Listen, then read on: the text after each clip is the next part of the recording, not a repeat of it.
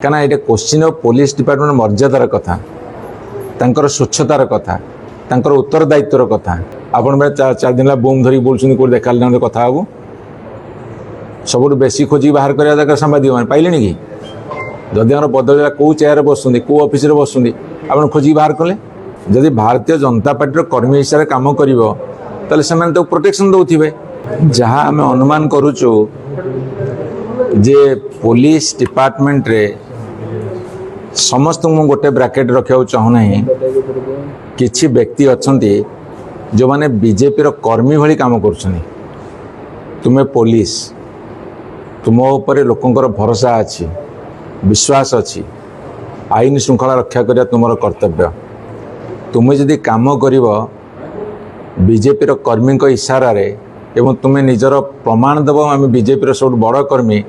जहाँ फल कि साधारण लोक हंतसंत होउछंदी एवं केस कले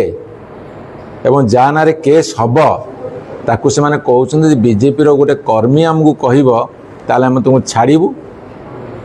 नहले तुम भितर बांधबू शुणु जहाँ रेकर्ड आसी से अनुसार पुलिस डिपार्टमेंट काम करूँ कहना ये क्वेश्चन ऑफ पुलिस डिपार्टमेंट मर्यादार कथा स्वच्छतार कथा उत्तरदायित्वर कथा जदि स्वच्छता निरपेक्षता उत्तरदायित्व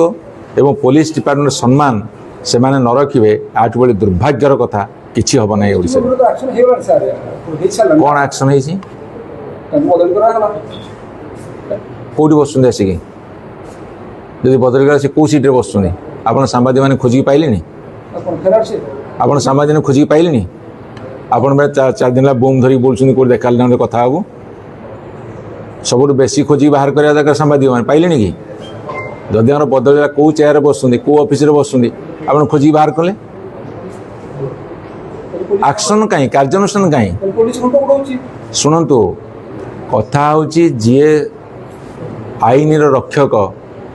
आईन रक्षा न कले तांकर मर्यादा हानि हम तांकर सम्मान हानि हम जेतेबेले जहाँ उपरे जोठी आक्रमण हम अत्याचार हम निष्पेषित हे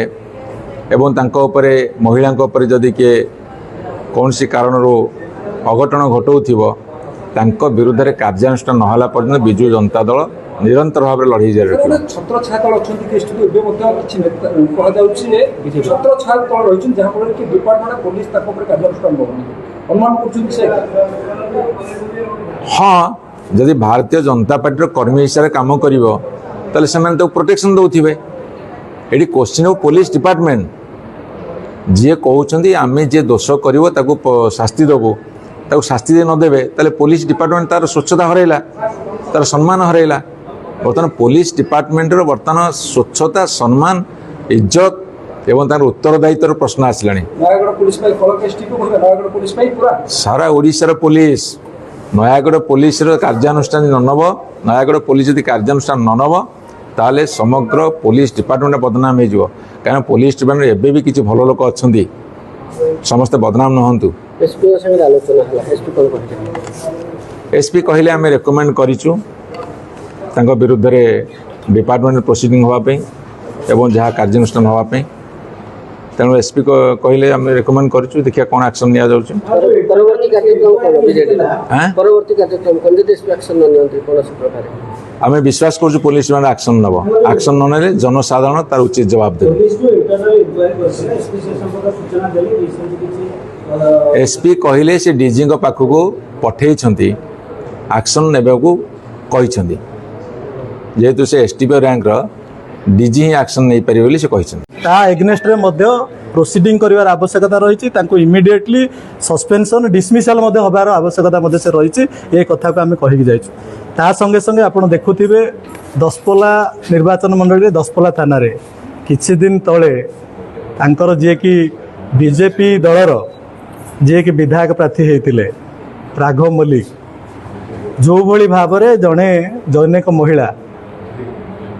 को तांको सहित बारंबार नबा तांको स्वामी तांकर सासू तांको एग्नेस्ट रे ଯେତେବେଳେ ଏତଲା ଦେଲେ ତା ଏଗନେଷ୍ଟରେ ମହିଳା କ'ଣ କହିଲା ଆମେ ଜାଣିନୁ, କିନ୍ତୁ ତା ସ୍ୱାମୀକୁ ଧମକ ଦେବା ଇଏ ହେଉଛି 4-5ଟି ଇସ୍ୟୁକୁ ନେଇ କେସ୍ ହେଇଥିଲା। ଆଜି ସେ ଲୋକ ଟିକେ ଶୁଣନ୍ତୁ ଟିକେ, ଆଜି ସେ ଲୋକ ବୁଲୁଛି ଏବଂ ଆମେ ଦେଖିଲୁ କିଛି ଦିନ ତଳେ ଏଠି ଗୋଟେ ଜିଲ୍ଲାରେ ଯେତେବେଳେ ପ୍ଲାନିଂ ଅଫିସ୍ ଉଦ୍ଘାଟନ ହେଲା, ସବୁଠୁ ଲଜ୍ଜାଜନକ ବିଷୟ ଯେ ବଡ଼ ବଡ଼ ପୋଲିସ ଅଧିକାରୀ ଯେଉଁମାନେ ଜିଲ୍ଲାରେ ଅଛନ୍ତି ତାଙ୍କ ସହିତ ବସିକି ସେ ଲଞ୍ଚ କରୁଛନ୍ତି। ସେ ଫଟୋ ମଧ୍ୟ ଆପଣଙ୍କୁ ଦେଖେଇବୁ ଆମେ। ତେଣୁ ଯେତେବେଳେ ଜଣେ ଅପରାଧୀ ଆସିକି ଯିଏ ରକ୍ଷକ ତାଙ୍କ ପାଖରେ ବସିବ, ତାଙ୍କ ଏଗନେଷ୍ଟରେ ଆକ୍ସନ୍ ନେବେନି। ତେଣୁ ଆମେ ଦୃଢ଼ ଭାବରେ ନିନ୍ଦା କରୁଛୁ। ଏଭଳି ଇନସିଡେଣ୍ଟ ଆମର ଗଣିଆରେ ହେଇଛି, ଏଭଳି ଇନସିଡେଣ୍ଟ ମଧ୍ୟ ନୟାଗଡ଼ ସଦର ଥାନାରେ ହେଇଛି। ଏ ସବୁ କେସ୍କୁ ଆଜି ଆମେ ଏସ୍ପି ମହୋଦୟଙ୍କୁ ଆମେ କହିଛୁ ଯେ ସେମାନଙ୍କ ଏଗନେଷ୍ଟରେ ତୁରନ୍ତ ଆକ୍ସନ୍ ନିଅନ୍ତୁ ଏବଂ ଯେଉଁ ପର୍ଯ୍ୟନ୍ତ ଏସ୍ଡିପିଓଙ୍କ ଏଗନେଷ୍ଟରେ ଡିପାର୍ଟମେଣ୍ଟାଲି ଆକ୍ସନ୍ ଏବଂ ଆପଣଙ୍କର କ୍ରିମିନାଲ୍ ଆକ୍ସନ୍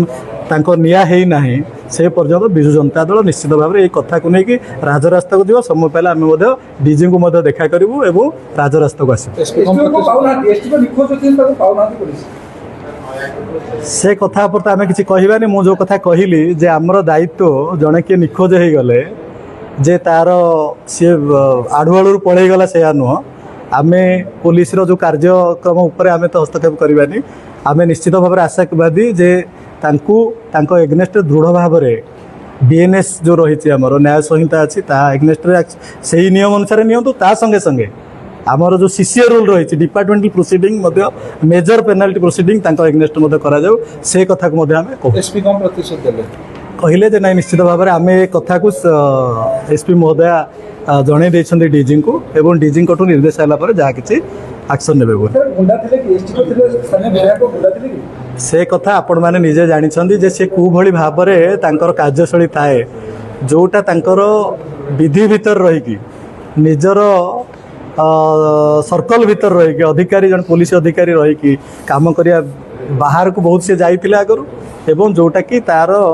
ସୀମା ଟପିଲା ଏଇ ଯେଉଁ କଥା ଘଟିଛି ଏବେ।